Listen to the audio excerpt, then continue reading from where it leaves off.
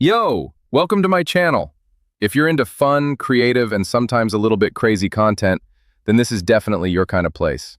I'm here to entertain, share good vibes, and bring you something different every time. Hit that subscribe button and come be part of the fun. There's a particular silence that settles inside a man after he's been broken in half.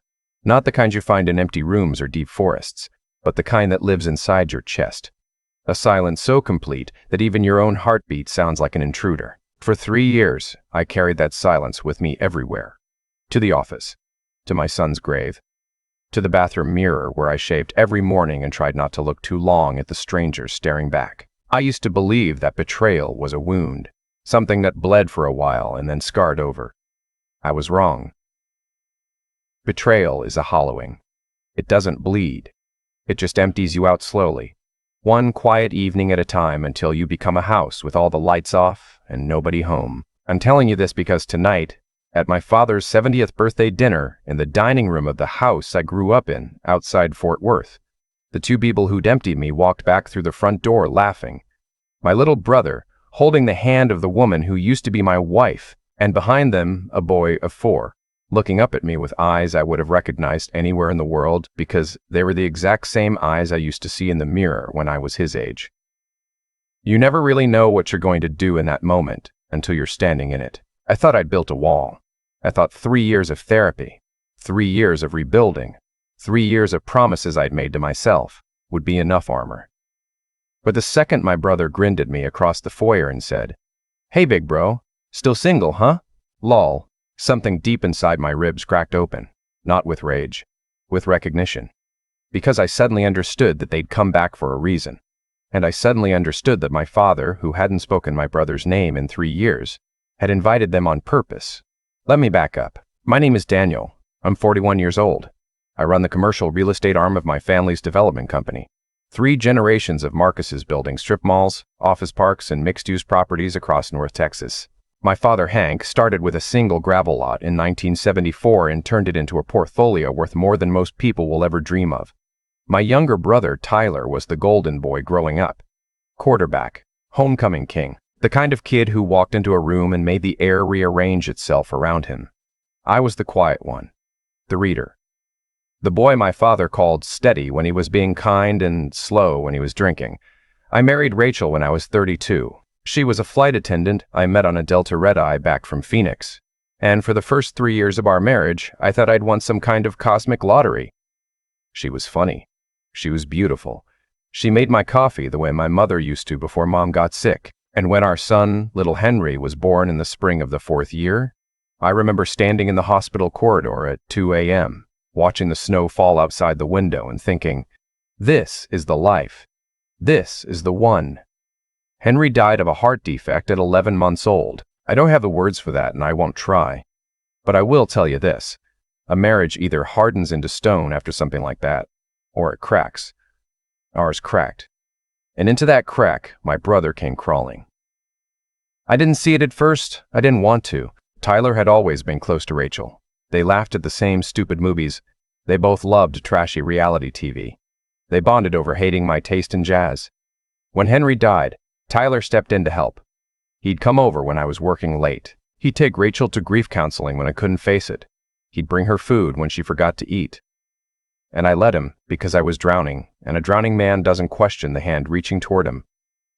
By the 2nd year of our grief, Rachel was pregnant again. We were going to name the boy Owen. I remember holding the ultrasound photo in the kitchen, tears streaming down my face, thinking, God is giving us another chance. And I remember Rachel watching me cry. And I remember the look on her face. Not joy, not relief, but something softer and more complicated. Pity, maybe, or guilt. At the time, I thought it was love. Owen was born 8 months later. Rachel disappeared 6 months after that. She didn't leave a note. She didn't file for divorce. She just took the baby, took $37,000 out of our joint savings account, and vanished. My brother Tyler disappeared the same weekend. He'd been renting a loft in downtown Dallas, and when I drove over there on a Sunday afternoon trying to figure out what was happening, the leasing office told me he'd broken the lease and moved out on Friday. The phone call came 3 weeks later, my mother crying so hard I could barely understand her, telling me that Tyler had called her from somewhere in Colorado. He was with Rachel. They'd been together for almost 2 years. The baby, my son, my Owen, the boy I'd rocked to sleep every single night for 6 months, was his. That was the silence I was telling you about. That was the hollowing. I did what men do when they've been hollowed. I worked. I drank for a while, and then I stopped drinking. I went to therapy, and then I went to better therapy, and then I found a therapist who actually helped. I lifted weights. I ran half marathons. I let my father, in his stone-faced Texas way, put his hand on my shoulder and tell me that no son of his was going to be ruined by a woman and a coward. I divorced Rachel in absentia. She didn't contest, didn't even show up to the deposition. And I buried Owen in my heart next to Henry, because I'd learned that you can lose a child who's still breathing, and the grief of that is a different species of grief entirely. And then, 2 years into my new solitude, I met Claire. Dr. Claire Whitmore, trauma surgeon at Baylor, 39 years old, sharp as a surgical scalpel and kind in a way that had nothing to do with performance. I met her at a charity gala for pediatric cardiology, the foundation I'd started in Henry's name. She came up to me at the open bar and told me, without any preamble, that she'd read my foundation's white paper and thought the research allocation was wrong. Not rude, just honest. I asked her to dinner the following Tuesday. We were married 14 months later in a courthouse ceremony with nobody there but my father and her sister. I hadn't told a soul outside of Dad. Not my cousins, not my old college friends. Nobody. Claire understood. She said grief had taught her that the things you love the most should be guarded the most carefully, like coals kept alive through a long, cold night. Which brings me to tonight. The invitation had gone out 6 weeks ago. Dad was turning 70. He wanted a small family dinner at the house in Fort Worth. His brothers, my mother's surviving sister, a handful of cousins, and me. I'd asked him twice whether Tyler would be there, and twice he'd said, "Your brother and that woman are not welcome under my roof. Period." I'd believed him because my father was a man who meant what he said, even when it cost him. So when the doorbell rang at 7:15 and my Aunt Marilyn went to answer it, and I heard a voice I hadn't heard in 3 years say, "Hey, Aunt Mare, sorry we're late, traffic was a nightmare," I felt the floor shift under my feet. Tyler walked into the foyer first. He put on maybe 15 pounds, mostly in the face, and his hairline had started the retreat that all Marcus men eventually suffer. He was wearing a blazer that looked expensive and probably wasn't. Behind him came Rachel, and I almost didn't recognize her. She was thinner than I remembered, in a way that looked less like fitness and more like stress. Her hair was shorter. Her smile was the same, though that bright, performative smile she used to deploy on difficult passengers at 35,000 feet. And then came the boy. He was holding her hand, half hidden behind her leg, looking around the big foyer with the Christmas lights still up from December, even though it was mid-February. He was 4 years old now. His hair was dark brown, almost black, and it curled at the ends the way mine did at that age. His eyes were gray-green. My eyes. My grandfather's eyes. The eyes of every Marcus man going back 6 generations. Tyler saw me across the room. His face did something complicated. Surprise, then amusement, then something almost predatory. "Hey, big bro," he said, walking toward me with his hand out. "Still single, huh? LOL. Rachel laughed behind him.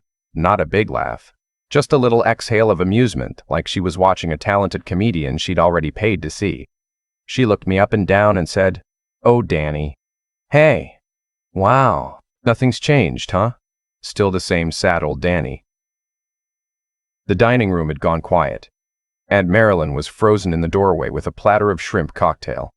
My cousin Jenna had stopped mid-sentence. My father, at the head of the table, was looking at Tyler and Rachel with an expression I had seen exactly once before in my entire life, and that was the day my grandfather's business partner had tried to cheat him out of a piece of land in 1988. It was not an angry expression. It was the expression of a man about to do surgery without anesthesia. I didn't take Tyler's hand. I looked past him at the boy. "What's his name?" I asked Rachel. My voice was calm. I was surprised by how calm. She hesitated for just a half second. "Owen," she said. "You know that." "Owen," I repeated. I knelt down a little so I was closer to his height. "Hey, buddy. I'm your Uncle Danny. You like trucks?" He nodded, shy. He had a little dimple on his left cheek when he smiled. I had the exact same dimple and left cheek when he smiled. I had the exact same dimple. I straightened back up and looked at my brother, and I smiled. A small, quiet smile. Tyler didn't like it. I could see him not liking it. "Perfect timing," my father said from the head of the table. Everybody turned. Dad was standing now, slowly, the way he always stood at 71, hand on the back of his chair for balance. He was holding a glass of bourbon. He hadn't touched his bourbon in 6 months because of his blood pressure. Tonight, apparently, he didn't care. "Tyler, Rachel, come on in. Sit down. I've got something I've been meaning to tell all of you, and I'm glad the whole family's here for it." Rachel's smile flickered. Tyler looked around the table uncertainly. "Dad, hey, listen. If this is a bad time—" "It's not a bad time," my father said. "It's the perfect time. Sit down, son." He said that word, son, the way a butcher says cut. Tyler sat. Rachel sat next to him. The boy, my nephew, my son, whichever he was going to turn out to be, climbed into the chair between them and started playing with a bread roll. My father raised his glass. "Before I say what I want to say, I want to introduce somebody. Daniel, would you invite our guest in, please?" I walked to the hallway. Claire had been sitting in the study reading. I'd asked her earlier if she wanted to come to the dinner, and she'd said she wanted to let me have the evening with my family alone, and she'd drive over afterward to pick me up. When I texted her 20 minutes ago after Tyler walked in, she'd simply written back, "Be there in 10. She'd been in the house the whole time. My father had let her in through the kitchen door while I was frozen in the foyer. She came in wearing a simple black dress and the small pearl earrings her grandmother had left her. She didn't look like a movie star. She looked like something better. She looked like a woman who had chosen me, knowing everything, and meant it. "Everybody," I said. "This is my wife, Dr. Dust. Claire Marcus. We got married last November." Rachel's face lost its color in stages. First the cheeks, then the forehead, then the mouth, like somebody dimming a light. Tyler's hand, which had been reaching for his wine glass, stopped halfway there. "Married," Rachel said. Her voice was very small. 14 months and counting, I said. Claire smiled politely at the table, walked to me, and kissed me on the cheek. Then she sat down on my left. She was a trauma surgeon. She had operated on gunshot victims at 3 in the morning. She did not rattle. "Now," my father said, the announcement. He took a long, slow sip of his bourbon. I could see my Aunt Marilyn's knuckles going white on the platter she was still holding. 6 months ago, Dad said, I reorganized the company. I've been meaning to do it for years, but grief has a way of slowing a man down. Your mother, God rest her, always said I'd get to it in my own time, and I suppose I have." He set the glass down. "The Marcus Development Company, as of the filings I signed in August, is now 100% the property of my son Daniel. Every share, every asset, the gravel lot, the Arlington portfolio, the Plano office park, the warehouses in Grand Prairie, the interest in the Waco retail center, all of it." Tyler said, "Wait, what?" "I also revised my personal trust," Dad continued, as if Tyler hadn't spoken. "The house here in Fort Worth, the cabin at Possum Kingdom, the 2 rental properties in Austin, and the liquid assets are all going into the trust, and the trust is administered for Daniel and any future grandchildren Daniel may have with Claire. Tyler, you are not named in the trust. You are not named in the will. You are not named on any insurance policy. I removed you legally and permanently with a consultation of 3 different estate attorneys in September." The dining room was so quiet I could hear the ice in Tyler's water glass cracking. "You can't do that," Tyler said. "I already did it, son." That's not legal. It's entirely legal. I had it stress tested by a former state judge. You can contest it if you want. You'll lose, and you'll pay the legal fees out of a pocket that, as I understand it from the credit report I pulled 3 weeks ago, is currently empty. Rachel was gripping the edge of the table now. Her knuckles matched Aunt Marilyn's. "Dad," Tyler said. "Dad, please. That's my inheritance. That's my birthright. You can't. Your birthright," my father said, "was to be the second son of Hank Marcus. That was a birthright of blood and name.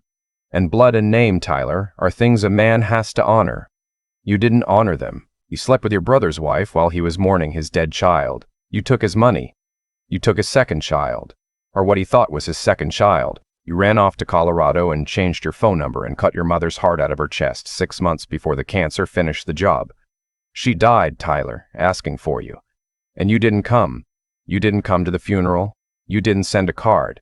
You didn't call. Your birthright died the day your mother did, and I am simply making the paperwork match the reality. I had never heard my father speak that many words in a row in my entire life. He sat down. He looked very old suddenly, and very tired and very free. Tyler was shaking. This is insane. This is Daniel. Daniel, you're not going to let him do this. We're brothers. We're blood. Come on, man. Come on. I looked at him. I looked at the man I had taught to ride a bike in the summer of 1993. I looked at this man who had been the best man at my first wedding and had given a toast about how I was the brother every brother wished he'd had. I looked at this man who had spent 2 years making love to my wife in my house, in my bed, probably with the baby monitor on, in case Henry, in case my other son, my first son, the one who never made it to his first birthday, in case the ghost of my first son made a sound. Tyler, I said, I want you to look at my wife. Look at Claire. I want you to understand something. 2 weeks after Rachel disappeared with Owen, I drove out to a ranch east of Stephenville and I sat in a field for an entire night, and I decided I was going to live. I decided I was not going to let what you did to me take any more of my life than it had already taken. Every good thing that has happened to me in the last 3 years, Claire, the foundation, the peace in my chest, the work I've done on myself, every single one of those things exists because you and Rachel broke something in me so completely that I had no choice but to rebuild from the foundation up. You did not take my life. You made me rebuild it better. And now you've come here, in the rebuilt life, to mock me for being single, except I'm not single. And I'm not the man you left, and you're not my brother. You're a man who shares my last name and a little of my DNA, and that's all you are. Rachel made a small sound in her throat. The boy, Owen, looked up from his bread roll and said, Mommy, are you crying? Rachel shook her head quickly and wiped her cheek with the back of her hand. I knelt down again, next to Owen's chair. Hey, buddy, I've got something in my pocket I want to show you. Is that okay? He nodded. I took out a small envelope. Inside was a photograph. A photo I had found in a storage box the previous summer when Claire and I were moving into our house in University Park. It was a picture of me at age 4, standing in my grandfather's backyard holding a plastic dump truck. Same hair, same dimple, same gray-green eyes. I showed it to Owen. Who's that, buddy? Me, he said without hesitation. Yeah, that's me, and that's Pappy's tree. I climbed Pappy's tree. He frowned. But I don't got that shirt. Rachel had stopped breathing. Buddy, I said very gently, that's not you. That's me, when I was your age, a long time ago. He looked up at me. He looked at the picture. He looked back at me. You look the same, he said. I stood up. I put the picture back in my pocket. I looked at Rachel. The DNA test, I said, came back in December, the one my father's investigator arranged with a cheek swab at the pediatrician's office in Boulder. The one Tyler didn't know about because Tyler never takes that boy to the doctor. You do. The test confirmed what I already knew the second I saw him in the foyer tonight. That's my son. Not Tyler's. Mine. Tyler's mouth opened. No sound came out. He was conceived, I said, in the 3 weeks of June when we were trying again after Henry died, the 3 weeks before you started sleeping with my brother. I checked the dates against my old calendar. I checked the dates against the ultrasounds you kept in that binder in the kitchen. The math was there the whole time. I just didn't want to look at it, because I couldn't survive looking at it. But I'm stronger now, so I looked. Rachel's face was wet now, openly wet, tears running down her chin and dripping onto the tablecloth. Danny, she whispered. Danny, I didn't know. I swear to God I didn't know. I thought the timing was so close. I thought you thought wrong, I said. Or you thought right, and you didn't want to know either. I don't much care which one it was anymore. What I care about is that my son, my actual son, the one who carries my blood, has spent 4 years of his life calling another man daddy. 4 years of Christmases, 4 years of bedtimes, 4 years of scraped knees that weren't mine to kiss. You stole that from me, Rachel. Not the money, not the marriage. Those I can live without. You stole 4 years of my son's childhood, and that is the one thing in this world I will never ever forgive you for. Tyler stood up. His chair scraped loudly on the hardwood floor. Daniel, listen, we can figure this out, okay? We're family. We can sit down, my father said quietly. Tyler sat down. There's one more thing, my father said. Daniel's attorney filed an emergency custody petition in Denver this morning. You're being served tomorrow at 8 a.m. The filing includes the DNA results, a fraud claim regarding the child support Daniel was never paid, a civil claim for the $37,000 Rachel took from the joint account, which, with interest and legal fees, is now north of $60,000, and a request for supervised-only visitation pending a psychological evaluation of both of you.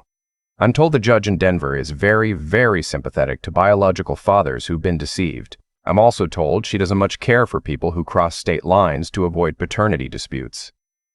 Rachel put her hands over her face. You invited us here, Tyler said. His voice had gone flat. You invited us to this dinner so you could ambush us. No, my father said. I invited you here so my son could look you in the eye when your life stopped being the one you stole from him. There's a difference. I looked at Claire. She was watching me quietly. She reached over under the table and squeezed my hand. I stood up. We're going to leave now, I said to the table. Claire and I. There's nothing more I need from this room tonight. Dad, I love you. Happy birthday. I'll call you tomorrow. Daniel, Rachel said. She stood up too. She took a step toward me. Please, can we talk? Just for a minute? Please. I looked at her. 3 years ago, in the version of me that had been hollowed, that voice would have undone me. The softness in it. The pleading. The way she said my name like she still had the right to say it. But I'd rebuilt from the foundation up. And the foundation was stronger now than it had ever been. No, I said. There's nothing to talk about, Rachel. You'll hear from my attorney tomorrow. If you want to say anything else to me, you can say it through him. You don't get to say my name anymore. You lost that. She took another step. She was reaching for my arm. I stepped back. Not dramatically. Just enough. Don't touch me, I said. Not ever again. She froze with her hand in the air. I turned and looked at the boy. At Owen. My son. He was watching all of this with that solemn, confused expression children get when the grown-ups around them are speaking a language they haven't learned yet. I knelt down one more time. Buddy, I said. You're going to hear some stuff in the next few weeks that's going to be confusing. I want you to know that whatever happens, there are a lot of people in this family who love you very much. And one day, when you're a little bigger, I'm going to sit down with you and tell you a story about 2 little boys who grew up in this house a long time ago, and how one of them made a bad choice. And I'm going to tell you that stuff, and it's going to be okay, because you are loved. Okay? He nodded slowly. He didn't understand. But something in his small 4-year-old brain registered that something important had just happened, and he held onto my hand for just a second before letting go. I stood up. I took Claire's hand. We walked out of the dining room, through the foyer, past the Christmas lights still hanging in February, out into the cold Texas night. My father's pickup truck was in the driveway, and next to it, Claire's sensible silver sedan. The air smelled like wood smoke from somebody's chimney down the street. The stars were out because it's Fort Worth, and the stars are always out. In the car, on the way home, Claire didn't say anything for a long time. She just drove. Her hand was on my thigh, and her thumb was moving in slow little circles the way it did when I had a hard day. Finally, somewhere on I-30 East, she said, "Are you okay?" "I don't know yet," I said. "Ask me tomorrow." "Okay." "Claire?" "Yeah?" "Thank you." "For what?" "For walking through that door tonight. For walking in the back of that house. For sitting next to me. For being the life that came after. I don't know how to tell you what that is for a man who's been where I've been." She was quiet for a second. Then she said, "You don't have to tell me." "I married you. I already know." I want to tell you how the story ended, but the truth is, stories like this don't really end. They just keep unfolding.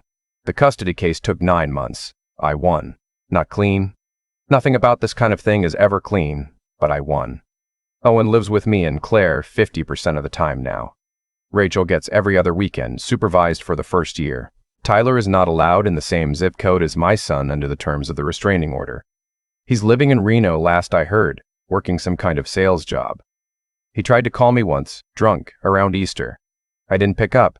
He left a voicemail. I deleted it without listening. My father is in hospice now. The cancer that took my mother came back in his pancreas last summer, and the doctors gave him 6 to 8 months. I go out to Fort Worth every weekend and sit with him. We don't talk much. We watch old westerns and drink bad coffee. A few weeks ago, he squeezed my hand and said, "I did right by you in the end, didn't I?" And I said, "Yeah, Dad, you did." And I meant it. Claire's pregnant. A little girl. She's due in June. Owen calls me Daddy Dan for now. We're letting him find his own pace. And last Tuesday at breakfast, he asked if the baby in Mommy Claire's tummy was going to be his sister. I said yes. He thought about it for a long time, eating his cereal one marshmallow at a time. And then he said, "I like sisters." I cried in the garage for 20 minutes after I dropped him at preschool. So here's the thing I want to leave you with, if you've made it this far. I spent 3 years believing that what my brother and my wife did to me was the worst thing that would ever happen in my life. I was wrong. The worst thing wasn't what they did. The worst thing would have been if I'd let what they did convince me that I was what they said I was what they said I was. Sad. Ugly. Slow. Single forever. The man who wasn't enough. I almost believed that. For a while, in the silence, I did believe it. But a man is not what the people who betrayed him say he is. A man is what he does after the betrayal. A man is what he does after the betrayal. A man is the sum of his rebuilding. And if you are out there right now in your own silence, if somebody has hollowed you out and walked away with pieces of you that they had no right to take, I need you to hear me when I say this. Don't stay with anyone who doesn't ache for you. Don't waste a single year on a person who treats your love like a convenience. And when they come back, and they will come back, because people like that always come back when the weather turns cold, you do not owe them a conversation. You do not owe them forgiveness. You do not owe them a kiss goodbye. You owe them nothing but the quiet dignity of a closed door. Rebuild from the foundation up. The view from the top of the new house is better than anything the old house ever had.